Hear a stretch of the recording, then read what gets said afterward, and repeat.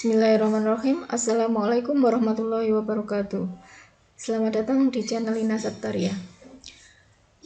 Pada kesempatan hari ini saya akan menyampaikan materi bab 1 mata kuliah manajemen rantai pasok.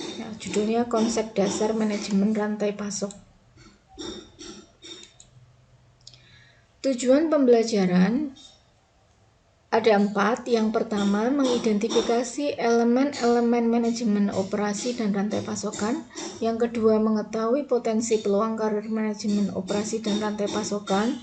Yang ketiga, menggali konsep-konsep utama yang menjelaskan bidang manajemen rantai pasok, operasi dan rantai pasok. Yang keempat, mengevaluasi efisiensi suatu perusahaan.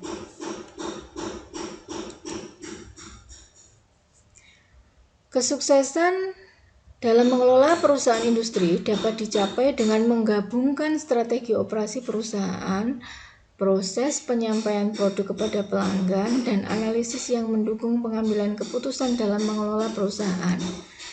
Keuntungan kompetitif perusahaan akan meningkat ketika manajer perusahaan mampu mengelola kerjasama yang baik antar partner perusahaan atau stakeholder, seperti pemegang saham, pemasok, pelanggan. Upaya meningkatkan daya saing seluruh partner perusahaan dibangun dengan perspektif rantai nilai atau rantai pasok. Rantai pasok adalah jaringan perusahaan-perusahaan yang secara bersama-sama bekerja untuk menciptakan dan menghantarkan suatu produk ke tangan pemakai akhir. Perusahaan tersebut diantaranya supplier, pabrik, distributor, toko atau retail, serta perusahaan pendukung seperti perusahaan jasa logistik.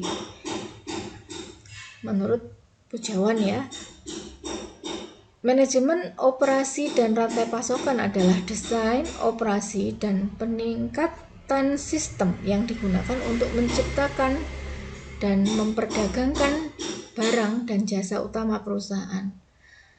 Nah, di sini ada 2 istilah, ini ada operasi dan rantai pasokan. Ini digabung menjadi manajemen operasi dan rantai pasokan, atau kita sebut manajemen rantai pasok gitu. Operasi adalah proses manufaktur dan pelayanan yang digunakan untuk mentransformasikan sumber daya yang digunakan perusahaan menjadi produk jadi. Ini produk yang dikonsumsi oleh konsumen. Rantai pasok merupakan proses menggerakkan informasi dan bahan baku dari dan ke proses manufaktur dan pelayanan perusahaan.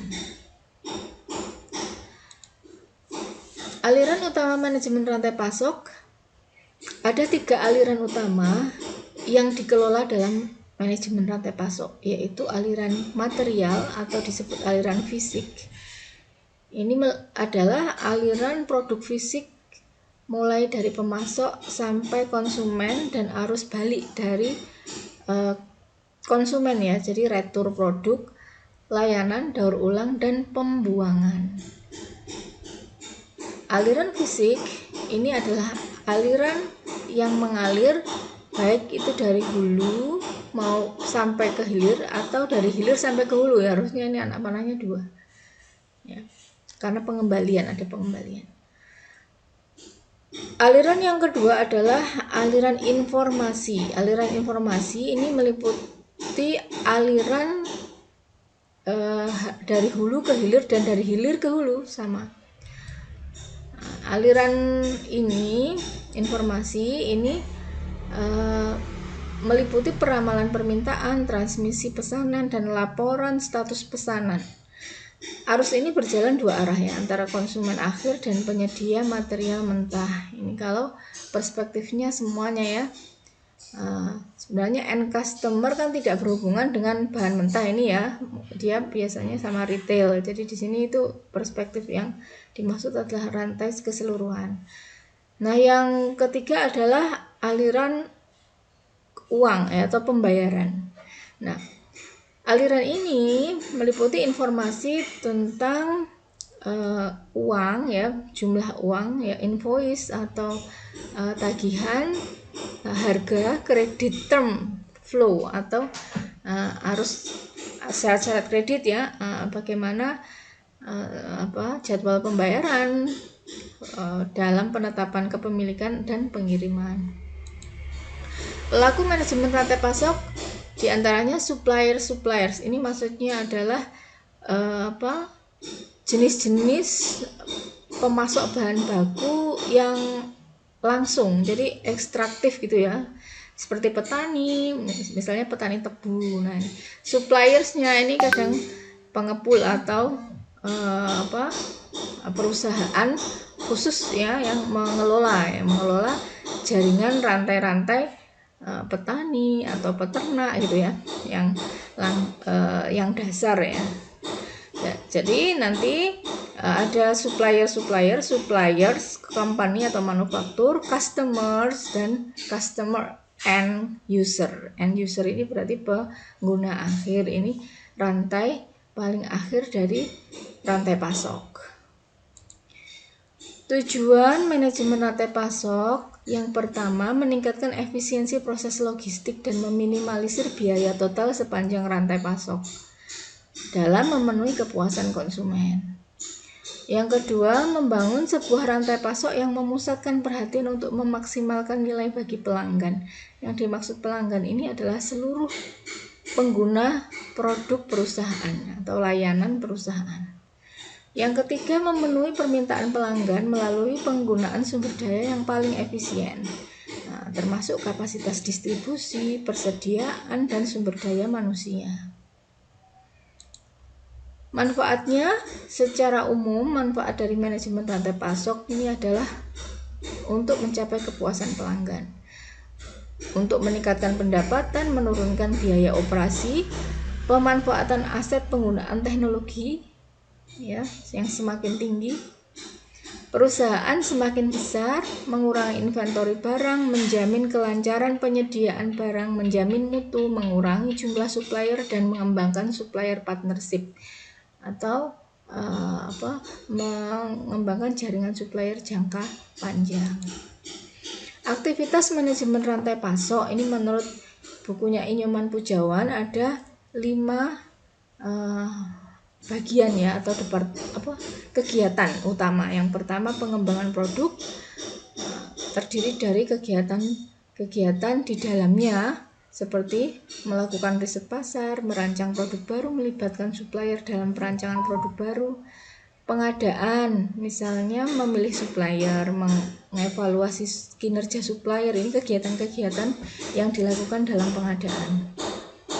Melakukan pembelian bahan baku dan komponen, memonitor supply risk ya, risiko pasokan, dan membina atau memelihara hubungan dengan supplier. Kegiatan yang ketiga, merencanakan dan pengendalian. Jadi perencanaan dan pengendalian ini macam-macam. Aktivitas diantaranya adalah pengelolaan, perencanaan permintaan, peramalan permintaan, perencanaan kapasitas, perencanaan produksi, dan persediaan. Aktivitas keempat adalah operasi atau produksi. Kegiatannya adalah eksekusi produksi dan pengendalian kualitas. Yang terakhir adalah pengiriman atau distribusi. Kegiatannya meliputi perencanaan jaringan distribusi, penjadwalan pengiriman, mencari dan memelihara hubungan dengan perusahaan jasa pengiriman, memonitor service level di setiap pusat distribusi. Aktivitas manajemen rantai pasok ini kalau di bukunya F. Robert Jacobs, Richard B. Chase ya, ini mengungkapkan ada 5 aktivitas manajemen rantai pasok yang penting ya. Yang pertama adalah strategi produk kapasitas. Jadi bagaimana strategi perusahaan berdampak pada produk dan prosesnya. Aktivitas kedua adalah proses manufaktur dan pelayanan. Bagaimana proses-proses mentransformasikan sumber daya menjadi produk. Aktivitas yang ketiga ini proses rantai pasokan. Bagaimana produk dipindahkan melalui rantai pasokan. Jadi pusat kegiatannya adalah bagaimana strateginya ya. Yang keempat adalah perencanaan dan pengendalian permintaan dan penawaran. Ini apa yang dilakukan pekerjaannya yaitu bagaimana proses operational supply chain management dikelola menggunakan sistem komputer. sistem informasi. Yang kelima, topik-topik khusus ya, bagaimana konsep OSCM ini ya digunakan dalam industri-industri khusus. Nanti seperti industri kecil ini seperti apa implementasinya. Deskripsi pekerjaan manajer rantai pasok itu ada 5 ya: perencanaan, pencarian sumber daya, pembuatan produk, pendistribusian, dan pengembalian produk. Karir, nah ini ya, karirnya bidang manajemen rantai pasok itu bisa jadi manajer pabrik ya tentunya ya, manajer perusahaan manufaktur, industri manufaktur maupun jasa, lalu pengelola seperti pengelola rumah sakit ini ya, jasa, bank, manajer bank, lalu bisa manajer pembelian atau logistik, manajer gudang, analis kendali produksi, ini bagian menghitung berapa banyak kapasitas produksi yang harus diproduksi perusahaan dalam sekian periode gitu. Lalu manajer proyek, ini berbagai proyek bangunan, bisa industri, proyek pertambangan, macam-macam ya. Tantangan manajemen rantai pasok, yang pertama, rantai pasok bisa sangat panjang ya, karena melibatkan banyak mitra baik internal maupun eksternal yang terletak di tempat yang berbeda.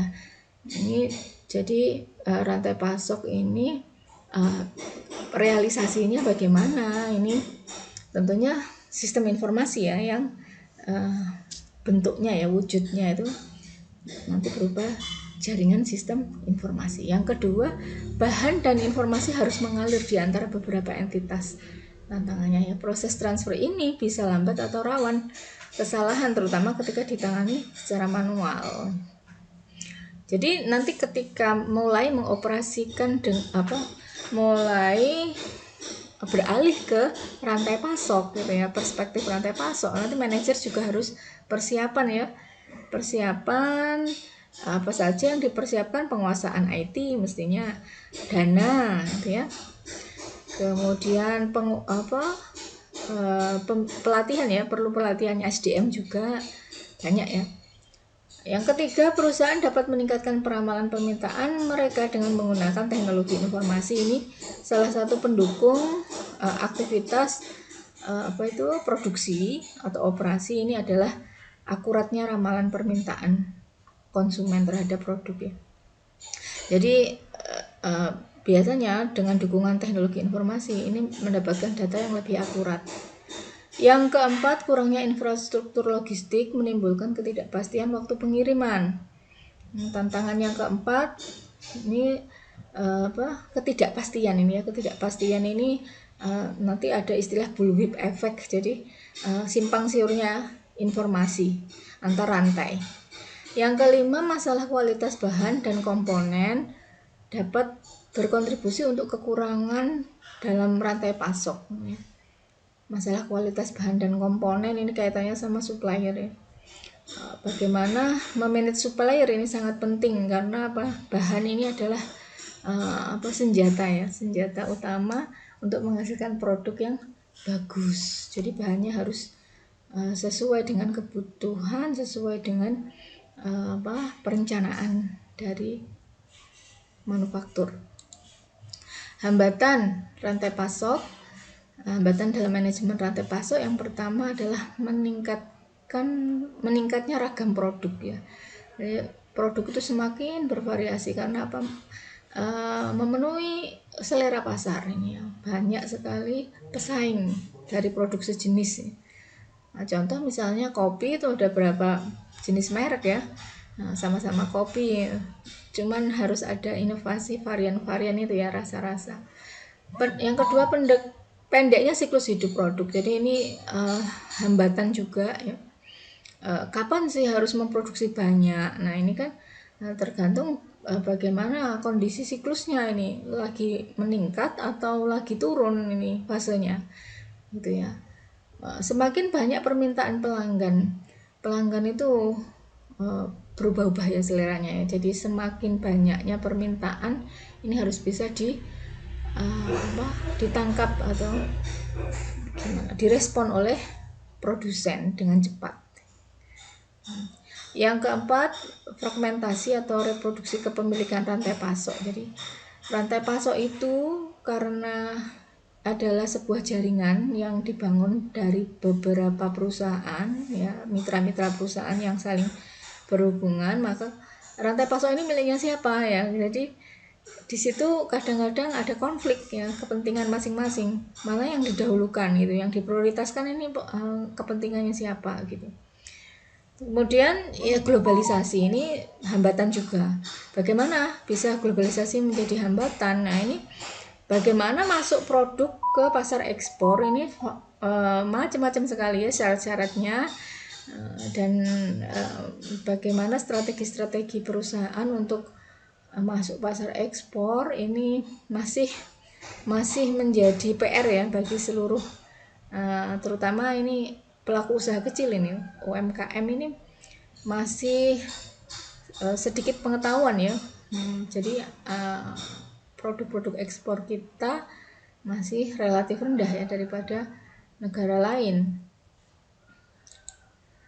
Studi kasus manajemen rantai pasok ini salah satu pelaku industri yaitu PG Pesantren Baru, ini pabrik gula yang berada di Kediri.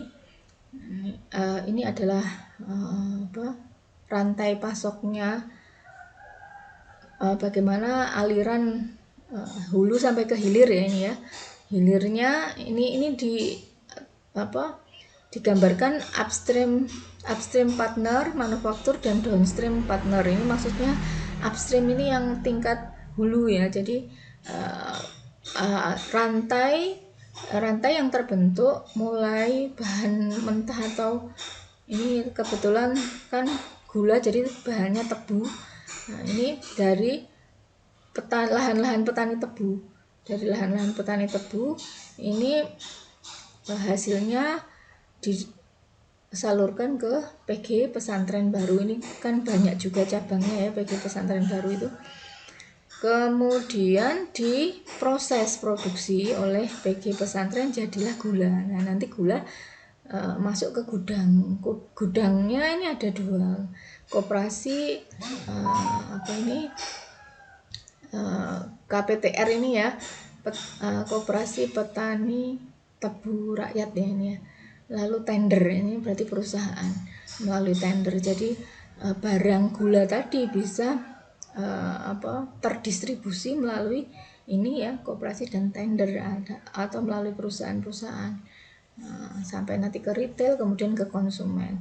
Apa aktivitasnya? Supply chain, pengadaan bahan baku, ini kerjasama dengan petani, kemudian tebang angkut tebu, jadi transportasinya itu ya, penanaman tebu, ini bagian dari pengadaan bahan baku. Lalu proses produksi, pengemasan gula, penyimpanan gula, sistem bagi hasil usaha. Nah, ini ada bagaimana pengelolaan uang ya, jadi aliran uangnya nanti sistemnya seperti apa, ini yang dipelajari ya. Lalu yang terakhir adalah distribusinya, distribusi gulanya sampai ke end customer. Ini studi kasus ini sekilas gambaran. Nah, selanjutnya Anda menganalisis dan berdiskusi dengan kelompok Anda. Gambarlah model alur manajemen rantai pasokan pada perusahaan industri manufaktur atau jasa. Nah, deskripsikan bagaimanakah aliran barang atau jasa, uang, informasi dikelola mulai dari hulu sampai ke hilir. Mulai dari tadi kalau gula tadi ya, pengadaan bahan baku, proses produksinya, pengemasan, penyimpanan, sistem pembagian keuntungan dan distribusinya. Demikian yang bisa saya sampaikan pada hari ini. Terima kasih. Saya akhiri, wassalamualaikum warahmatullahi wabarakatuh.